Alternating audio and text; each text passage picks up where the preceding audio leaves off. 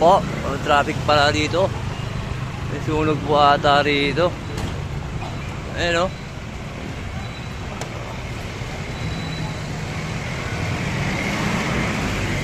Kaya nangyari, yan natin, mangulisa tayo. Kailangan na yung mga Marquez. Sunog nga.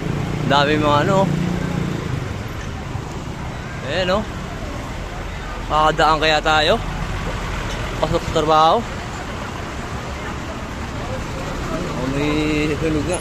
Tanso. Ayan niya o. Ayun, ito pala natutulog o. Ayan o. Nakadaan ngayon dito. Sunog pala yung ano dito, kaya pala traffic. Ayan o. Ito pa. Yun, makakadaan naman pala. Okay naman, medyo patay na yung sunog guys.